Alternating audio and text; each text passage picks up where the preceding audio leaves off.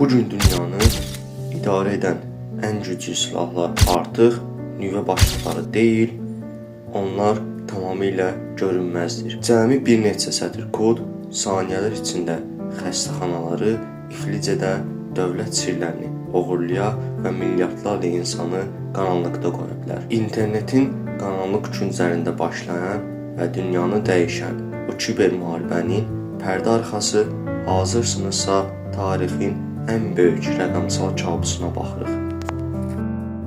Hazırsınızsa başlayırıq. Amma keçmədən öncə bu cür gizli internet tarixlərindən və kiber təhlükəsizlik sənədli filmlərindən anında xəbərdar olmaq üçün kanala abunə olun və o zəng düyməsini aktivləşdirin. Çünki növbəti videoda sizi daha böyük bir sir gözləyir. Hər şey 2010-cu ildə İrandakı Nətənz nüvə obyektində başladı. Dünyadan tamamilə təcrid olunmuş, internetə belə bağlı olmayan bu yüksək qorunan məkanda uran sentrifuqaları qəfil idarə etmədən çıxdı və öz-özünü məhv etməyə başladı. Mühəndislər nə baş verdiyini anlaya bilmirdilər, çünki heç bir xarici müdaxilə yox idi. Amma bilmədikləri bir şey vardı. Obyektə daxil olan bir işçinin USB flash kartı ilə bura tarixin ən mürəkkəb rəqəmsal silahı Stuxnet sızmışdı. Stuxneti yaradanların ən böyük qorxusu baş verdi. Virus nəzarətdən çıxdı.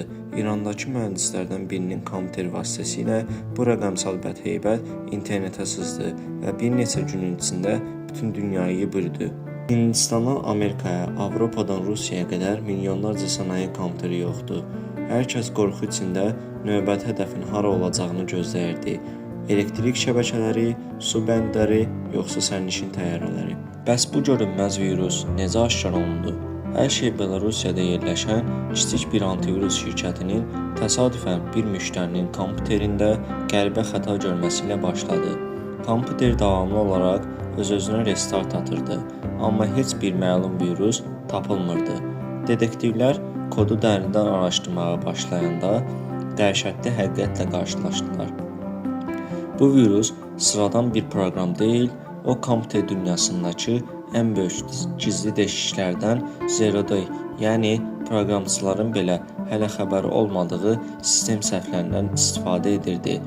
Həm də bir yox, düz 4 dənə Zero Day boşluğundan. Bu isə rəqəmsal dünyada eyni anda 4 atom bombasının partlaması demək idi. Bəs əsl hədəf nə idi? Virusun hədəfi fərdi kompüterlər və bank hesabları deyildi. O xüsusi bir hədəf üçün dizayn edilmişdi. Almaniya nəhəngi Siemens şirkətinin sənaye tipli idarə etmə sistemləri üçün.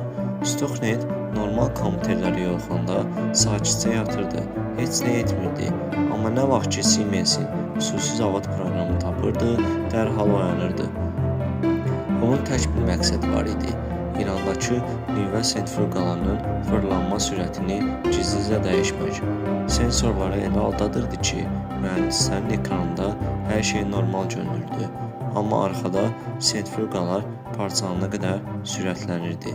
Dünyanın ən yaxşı mühəndisləri gözlərinin önündə milyon dollarlıq cihazların niyə məhv olduğunu tam 2 il boyunca anlaya bilmədilər. Stuxnet necə bu qədər gizli qala bilmişdi? Bunun cavabı kodun daxilində gizlənən dahiyənə bir hiylə idi. Virus zavaddakı kompüterləri ələ keçirdikdən sonra mühəndislərin idarə etmə ekranlarına saxta datalar göndərirdi. Yəni mühəndis ekrana baxanda hər şeyin qaydasında olduğunu, təzyiqin və fırlanma sürətinin normal olduğunu görürdü. Amma əslində arxa fonda sentrifuqalar qəfil sürətlənir, titrəyir və parçalanırdı. Mühəndislər öz gözlərinə inanmırdılar. Cihazlar fiziki olaraq gözlərinin önündə partlayırdı. Amma kompüter ekranı hər şey mükəmməldir deyirdi. Bu bir insanın radiasiyadan ölməsi, amma həkimin aparatının onun tam sağlam olduğunu göstərməsi kimi bir dəhşət idi. Kiber təhlükəsizlik dünyası o gün anladı ki, artıq gözlə gördüyümüz rəqəmsal datalara belə güvənə bilmərik.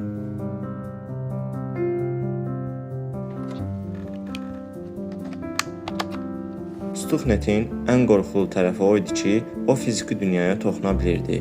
O günə qədər kiberhücum dedikdə ağlımıza silinən fayllar və ya oğurlanan bank kartları gəlirdi. Stuxnet isə qaydaları tamamilə dəyişdi. O tarixdə ilk dəfə rəqəmsal divarları aşdı və real həyatda nəhəng bir nüvə obyektini fiziki olaraq parça-parça etdi.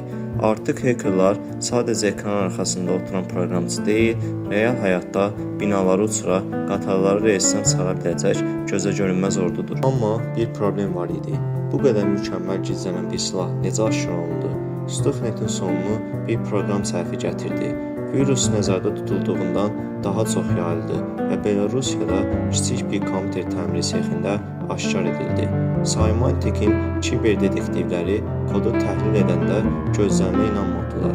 Bu bir insanın işi ola bilməzdi.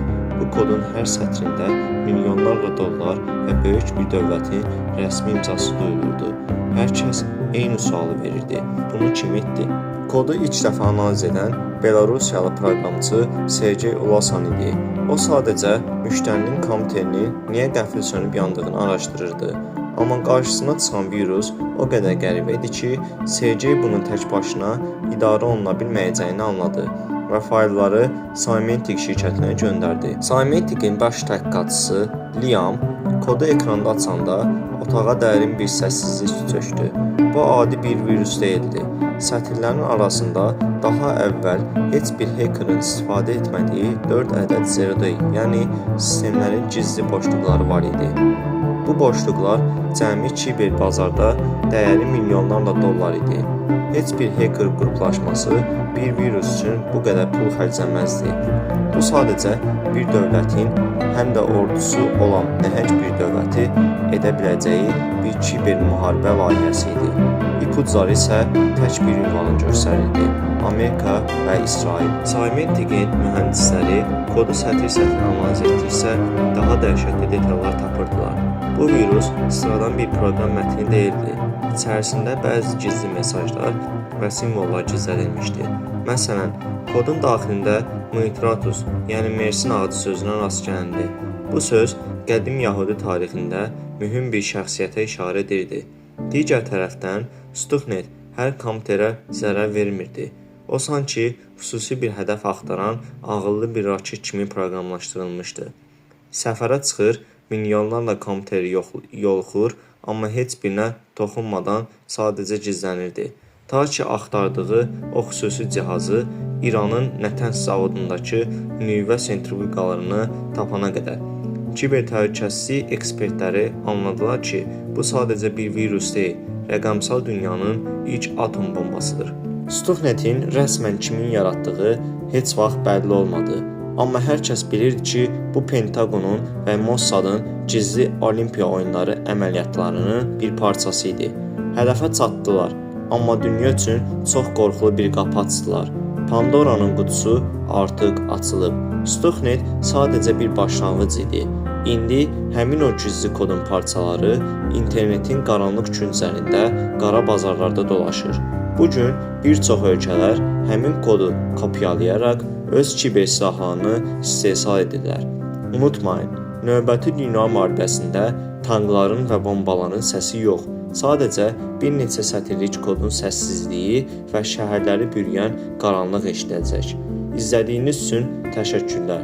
Kanala abunə olmağı və bu gizli tarix haqqında fikirlərinizi rəylərdə yazmağı unutmayın.